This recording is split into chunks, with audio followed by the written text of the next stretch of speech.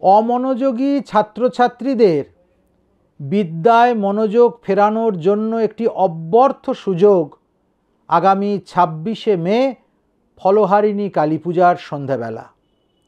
অনেক চেষ্টা করছেন, কিছুতেই আপনার ছেলে মেয়ে পড়াশোনায় মন দিচ্ছে না।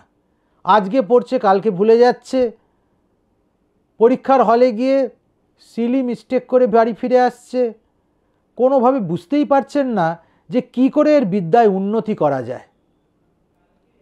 আগামী 26শে মে ফলহারিণীর দিন সন্ধ্যাবেলায় একটি চতুর্ভুজা সরস্বতী মূর্তি জোগাড় করুন।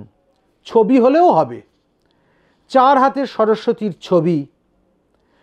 তার গলায় একটি জুঁই ফুলের মালা পরিয়ে দিন আর একটি মুন্ডমালা পরিয়ে দিন।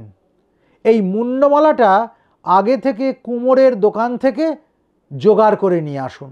ছোট ছোট মুন্ডের মালা, সংখ্যা কোনো নির্দিষ্ট নেই।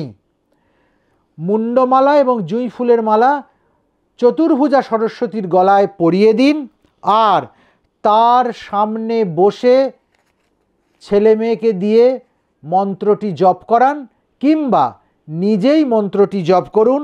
মহামুন্ডমালাধারিণী মহাকালপ্রিয়ে বাগীশ্বরী মম বিদ্বাং রক্ষাং কুরু কুরু স্বাহা। অন্তত 28 বার এই মন্ত্রটি পাঠ করুন কিংবা এই মন্ত্রটি আলাদা করে রেকর্ড করে নিয়ে মায়ের সামনে বসে ওই রেকর্ডটি 28 বার বাজান।